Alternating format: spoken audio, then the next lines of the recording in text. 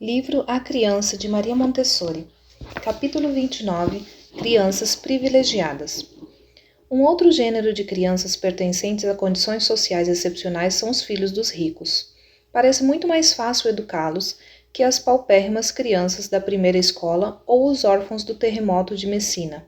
Sua conversão, pois, em que deveria consistir? As crianças ricas são de fato privilegiadas, circundadas dos mais preciosos cuidados de que dispõe a sociedade. Mas para esclarecer esse preconceito, reporto-me algumas páginas de um dos meus livros, no qual professoras que dirigiam escolas nossas na Europa e na América dão simplesmente suas primeiras impressões sobre as dificuldades encontradas. A beleza do ambiente infantil, a magnificência das flores não atraem a criança rica. As alamedas de um jardim não lhe são convidativas e a correspondência entre criança e material não se produz. A professora fica desorientada pelo fato de que as crianças não se atiram, como esperava, sobre os objetos, escolhendo-os segundo suas próprias necessidades. Se em nossas escolas as crianças são pobres, isso acontece quase sempre desde o primeiro momento. Mas se se trata de crianças ricas, já fartas dos objetos mais raros, dos brinquedos mais esplêndidos, é muito difícil haver uma reação aos estímulos que lhes são oferecidos. Uma professora americana, Miss G., escreveu de Washington: as crianças arrancam os objetos umas das mãos das outras. Se eu tentava mostrar um objeto a um aluno, os outros deixavam cair o que tinha nas mãos e, ruidosamente, sem objetivo, reuniam-se em torno de nós. Quando havia terminado de explicar um objeto, todos o agarravam e lutavam entre si para possuí-lo. As crianças não mostravam o mínimo interesse pelo material, passavam de um objeto ao outro, sem se fixar em nenhum. Um menino era tão incapaz de ficar parado que não conseguia manter-se sentado pelo tempo necessário para fechar os dedos em torno de um dos pequenos objetos que lhe eram oferecidos. Em muitos casos, o movimento das crianças não tinha um objetivo. Corriam em volta da sala sem ter uma meta prefixada. Nesses movimentos não tinham o menor cuidado de respeitar os objetos. Com efeito, esbarravam nas mesas, derrubavam as cadeiras e pisavam no material. Às vezes começavam um trabalho num lugar, depois corriam noutra direção, pegavam outro objeto e o abandonavam por caprichos. Emily D. escreveu de Paris: devo confessar que minhas experiências foram deveras desencorajadoras.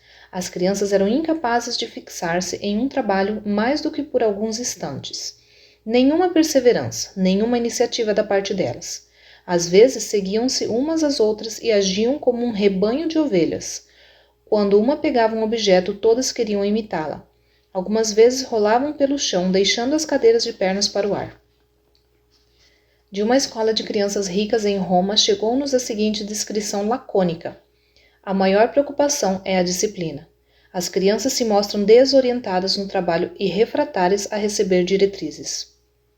Eis agora alguns relatos sobre o nascimento da disciplina. Miss G. relatava de Washington: em poucos dias, aquela massa nebulosa de partículas vertiginosas, as crianças desordenadas, começou a assumir uma forma definitiva. As crianças pareciam ter começado a se orientar. Nos muitos objetos que a princípio haviam desprezado como brinquedos tolos, começaram a descobrir um interesse original. E como resultado desse novo interesse, começavam a agir como indivíduos independentes, extremamente individualizados. Então acontecia de um objeto que absorvesse toda a atenção de uma criança não ter mais a mínima atração para outra. As crianças se separavam umas das outras em suas manifestações de atenção. A batalha está definitivamente ganha somente quando a criança descobre qualquer coisa, um objeto em particular, que lhe suscita espontaneamente um grande interesse. Algumas vezes esse entusiasmo chega de improviso e com uma estranha rapidez. Uma vez experimentei despertar o interesse de um menino com quase todos os objetos do sistema, sem conseguir suscitar-lhe a mínima centelha de atenção. Então, ao acaso, mostrei-lhe 2 tabuinhas de cor vermelha e azul e chamei a sua atenção para a diferença das cores. Ele as agarrou num repente, com ânsia, e aprendeu as 5 cores numa única aula. Nos dias seguintes pegou todos os objetos que havia desdenhado antes e, pouco a pouco, interessou-se por todos. Um menino que no princípio tinha uma capacidade mínima de concentrar sua atenção, encontrou uma saída daquele estado de caos interessando-se por um dos mais complexos objetos do material, as chamadas barras vermelhas. Brincou continuamente com elas durante uma semana inteira e aprendeu a contar e fazer contas simples de adição. Então começou a voltar aos objetos mais simples, os encaixes sólidos, os cilindros, e interessou-se por todas as partes do sistema. Então, logo as crianças encontram um objeto que lhe interesse, a desordem desaparece de imediato e acaba a divagação da mente. A mesma professora ilustra o despertar de uma personalidade. Eram duas irmãs, uma de 3 e outra de 5. A menina de 3 anos, como individualidade, não existia, pois seguia a irmã mais velha de modo rigoroso. Se a mais velha tinha um lápis azul, a menor não se contentava enquanto não tivesse também um lápis azul. A mais velha comia pão com manteiga, a menor não comia outra coisa senão pão com manteiga, e assim por diante.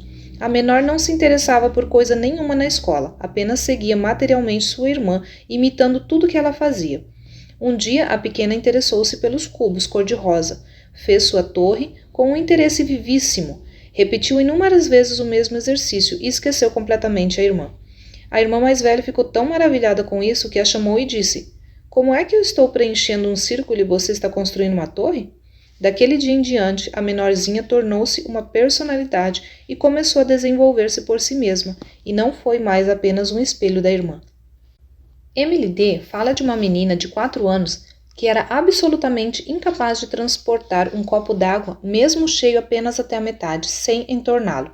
Por isso, ela esquivava-se desse trabalho, porque sabia ser incapaz de cumpri-lo. Posteriormente, veio o interesse por um exercício de outro material, e após o sucesso obtido nele, começou a transportar copos d'água sem dificuldade. Como alguns colegas pintavam com aquarela, sua mania era levar água para todos sem entornar uma gota.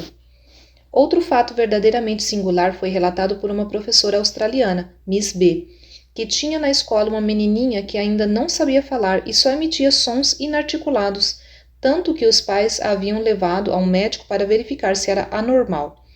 Essa menina interessou-se um dia pelos encaixes sólidos e se distraiu por muito tempo enfiando e retirando os pequenos cilindros de madeira das suas cavidades, e depois de haver repetido com intenso interesse esse trabalho, correu à professora dizendo: "Venha ver." Emily D. conta: após as férias de Natal, ao retornarem às aulas, produziu-se uma grande mudança na classe. Parecia que a ordem havia se estabelecido por si, sem que eu fizesse nada. As crianças pareciam estar por demais ocupadas em suas tarefas para se entregarem como antes a ações desordenadas. Iam sozinhas escolher no armário os objetos que antes davam a impressão de aborrecê-las. Criou-se na classe uma atmosfera de trabalho. As crianças que até então pegavam os objetos por um capricho momentâneo, tinham agora a necessidade de uma espécie de regra, de uma regra pessoal e interior. Concentravam seus esforços em trabalhos precisos e metódicos, demonstrando verdadeira satisfação em desfazer as dificuldades. Esse trabalho precioso produziu um resultado imediato em seu caráter, tornaram-se donas de si mesmas. O exemplo que impressionou Emily D. foi o de um menino de 4 anos e meio que havia desenvolvido extraordinariamente a imaginação, tanto que, quando lhe apresentava um objeto, não observava sua forma, mas personificava-o, e personificava a si próprio, falando continuamente, e era impossível fixar a sua atenção no objeto mesmo. Enquanto divagava mentalmente, era incapaz de fazer qualquer ação precisa, por exemplo, abotoar um só botão. De repente, começou a operar-se nele uma maravilha. Constatei com espanto que uma mudança acontecia nele. Tomou como ocupação favorita um dos exercícios e depois todos os outros. Desse modo, se acalmou. Essas antigas descrições exatas de professores que abriam escolas antes que o método seguro fosse estabelecido poderiam repetir-se quase ao infinito, sempre uniformes. Fatos semelhantes e semelhantes dificuldades, ainda que atenuadas, são constatados em quase todas as crianças felizes que têm uma família inteligente e amorosa que se ocupa delas. Existem dificuldades espirituais ligadas ao que chamamos de bem-estar e que nos explicam a ressonância em todos os corações das famosas palavras de Cristo na montanha: bem-aventurados os humildes, bem-aventurados os que choram. Mas todos são chamados, todos conseguem chegar, superando as próprias dificuldades, e por isso o fenômeno denominado conversão é uma característica própria da infância. Trata-se de uma mudança rápida, às vezes instantânea, e que sempre ocorre pela mesma causa. Não se poderia citar um só exemplo de conversão fora do trabalho interessante que concentra a atividade. E as mais diversas conversões acontecem assim. São os exaltados que se acalmam, os oprimidos que ressurgem, e todos caminham juntos na mesma estrada de trabalho e disciplina, perseverando num progresso que se desenvolve por si, movido por uma energia interior que se manifesta, encontrando uma via de saída.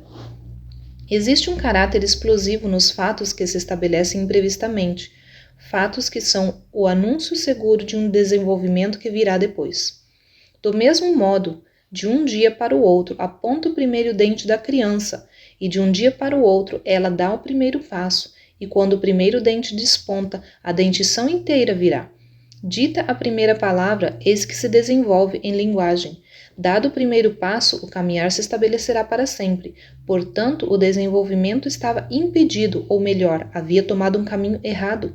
E isso em todas as crianças, nas crianças de todas as condições sociais.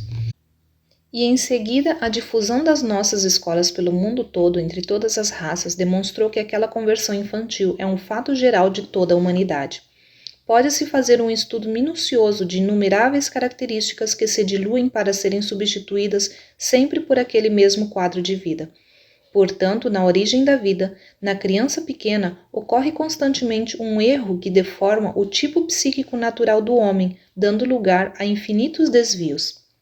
O fato singular que se nota na conversão infantil é uma cura psíquica, um retorno às condições normais. Aquela criança miraculosa pela precocidade da inteligência, aquele herói que supera a si mesmo e a própria dor, encontrando a força de viver e a serenidade. O rico que prefere o trabalho disciplinado às formas fúteis de vida, todas elas são crianças normais.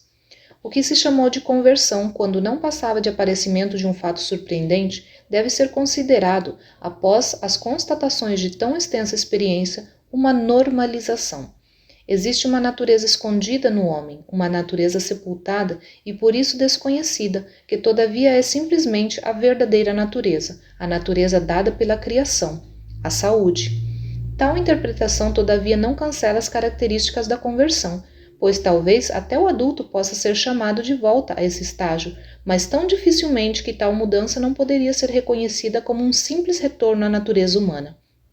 Na criança, ao contrário, as características psíquicas normais podem aflorar com facilidade, e então todas as condições que estavam desviadas da norma desaparecem simultaneamente, assim como quando se retorna à saúde, desaparecem juntos todos os sintomas da doença. Observando as crianças à luz dessa compreensão, poder-se-ia reconhecer mais e mais vezes o afloramento espontâneo da normalidade, mesmo em condições difíceis do ambiente, embora rejeitados, porque não são reconhecidos nem ajudados, retornam ainda como energias vitais que abrem caminho por entre os obstáculos e procuram prevalecer. Pode-se dizer que as energias normais da criança dão, como a voz de Cristo, um ensinamento de perdão. Não deveis perdoar 7 vezes, mas 70 vezes 7. Também a natureza profunda da criança perdoa e volta a aflorar diante da repressão do adulto. Não é, portanto, um episódio passageiro de vida infantil que reprime as características da normalidade, mas uma luta que se deve a um contínuo trabalho de repressão.